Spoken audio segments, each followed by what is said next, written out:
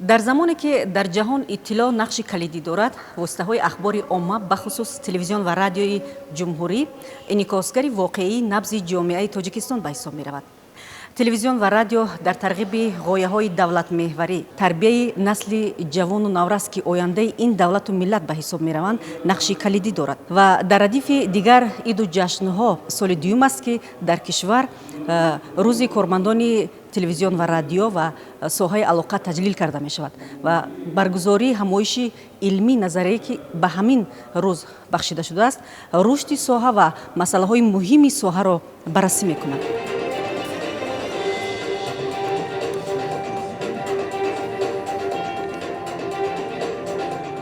рӯзи телевизион, радио ва кормандони соҳаи алоқа ҳамчун иди касбӣ дар фазои андешаву афкори созанда ва минбари худшиносиву ҳифзи арзишҳои миллӣ бо баргузории як ҳамоиши илмӣ амалӣ бо ташаббуси Кумитаи телевизион ва радиои назди ҳукумати ҷумҳурии Тоҷикистон ва Академияи воситаҳои ахбори оммаи Тоҷикистон дар китобхонаи миллии дастгоҳи иҷроияи президенти ҷумҳурии Тоҷикистон аҳли эҷоди кормандони воситаҳои ахбори оммаро ба ҳам овард. Дар рафти ҳамоиши илмӣ амалӣ бахшида ба 35-солагии истиқлоли давлатӣ таҳти унвони «Истиқлоли давлатӣ ва рушди телевизиону радио», роҳбарияти Кумитаи телевизион ва радиои назди ҳукумати ҷумҳурии Тоҷикистон, Академияи воситаҳои ахбори омма, роҳбарони шабакаҳои давлатии телевизион ва радио, намояндагони Академияи миллии илмҳои Тоҷикистон, донишмандону рӯзноманигорон ва олимону омӯзгорони Донишгоҳи миллии Тоҷикистон ширкат ва суханронӣ намуданд. Муовини якуми раиси Кумитаи телевизион ва радиои назди ҳукумати ҷумҳурии Тоҷикистон, Зоҳир Олимзода, зимни суханронӣ нақши телевизион ва радиоро дар ташаккули афкори ҷамъиятӣ, расонидани иттилои саривақтию боэътимод ба воситаи асосии таъсиррасонӣ ба равандҳои сиёсӣ ва иҷтимоӣ муассир арзёбӣ намуд. нақши телевизион ва радио бо дастгирӣ ва сиёсати хиратмандонаи президенти ҷумҳурии Тоҷикистон ҷаноби олӣ муҳтарам Эмомалӣ Раҳмон ниҳоят бузург аст. тамоми паҳлӯҳои иқтисоди миллӣ,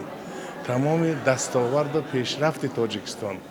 хушбахтона имрӯз тавассути телевизион ва радио таблиғ мешавад ва кормандони телевизион ва радио бо қувва ва нерӯи нав кӯшиш менамоянд ки тамоми пешрафт ва рушди Тоҷикистонро ҳамаҷониба таблиғ намоянд. масъалаҳои глобалие ки президенти ҷумҳурии Тоҷикистон дар масъалаи об, прияхҳо ва дигар проблемаҳои фаромилӣ ки пешниҳод шудаанд, онҳо аз тариқи телевизион ва радио ба таври васеъ инъикос меёбанд.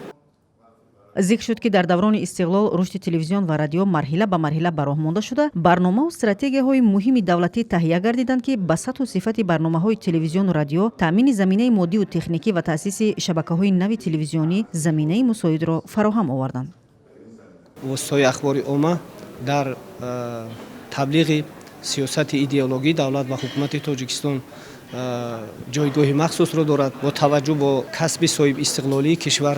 раҳбарияти олии мамлакат, махсусан пешвои муаззами миллат ба рушду пешрафти воситаҳои ахбори омма, махсусан телевизион таваҷҷӯҳи аввалин дараҷа дорад. далили асосие ки вобаста ба рушди телевизион агар мо гӯем, ин ифтитиҳои чанде аз телевизионҳо дар давраи соҳиб истиқлолӣ мебошад. воқеан ҳам таъсиси чанд телевизионҳое ки имрӯз дар ҷумҳурии мо ба фаъолият шурӯъ карданд, доманаи таблиғи чӣ дар самти фарҳанг, чӣ дар самти варзиш ва чӣ дар самти иҷтимоъ хеле тавсеа ёфт. таъкид шуд ки агар дар давраи қабл аз истиқлоли давлатӣ як шабакаи телевизионӣ фаъолият мекард, ҳоло дар даврони истиқлоли давлатӣ бо талошҳои президенти ҷумҳурии Тоҷикистон, пешвои миллат муҳтарам Эмомалӣ Раҳмон, даҳҳо шабакаи нави телевизионӣ таъсис дода шуданд ки дар таъмини фазои иттилоотии кишвар бо иттилои дақиқу боэътимод, муҳтавои ҷолиб, барномаҳои босифат ва таҳлилу баррасии масъалаҳои муҳими соҳавӣ нақши муассир мегузоранд. агар имрӯз мавқеу манзилати телевизионро дар рушди арзишҳои миллӣ мо назар афканем, андешаронӣ кунем, як қатор ҷанбаҳоеро ба чашм мебинем ки онҳо барои муаррифии Тоҷикистон дар сатҳи байналмилалӣ хизмат намуда истодаанд. аз ҷумла баргузор намудани чорабиниҳои фарҳангӣ ки бо ташаббуси Тоҷикистон дар сатҳи ЮНЕСКО ба қайд гирифта шудаанд, тавассути телевизион сурат мегирад. баъдан баргузор намудани конфронс, мизҳои мудаввар, чоп шудани мақолаҳо танҳо тавассути телевизион муаррифӣ мегарданд ва дигарон аз ҷумла шунавандагону бинандагони телевизион аз ин дастовардҳо бархурдор мешаванд. ва имрӯз муборизаи идеологӣ бар зидди терроризм, ифротгароӣ ва анъанаҳои бегона, фарҳанги бегона бевосита тавассути телевизиону радио сурат мегирад, чунки ин қувваи пешбарандаи ҷомеа муайянкунандаи иттилооти дуруст барои тамоми шунавандагону тамошобинон мебошад. дар идомаи ҳамоиш ҳамзамон дар самти тайёр кардани мутахассисони ҳирфаӣ дар дохил ва хориҷи кишвар, рушди пахши рақамӣ, таҳкими заминаҳои моддиву техникӣ, қабули барномаҳои давлатӣ аз ҷониби ширкатдорони ҳамоиш ибрози назар карда шуд. Зикр шуд ки телевизион ва радио дар таҳкими идеологияи миллӣ, ғояҳои давлатмеҳварӣ, худшиносӣ ва ҳуввияти миллӣ, тарғиби арзишҳои миллӣ, таърих, забону фарҳанг ва истиқлоли комили давлатӣ, ваҳдати сартосарӣ, баландбардоштани маърифату ахлоқ ва худшиносии насли наврасу ҷавон ки ояндаи ин миллату давлатанд, дар фазои иттилоотии кишвар саҳми шоиста гузошта метавонад.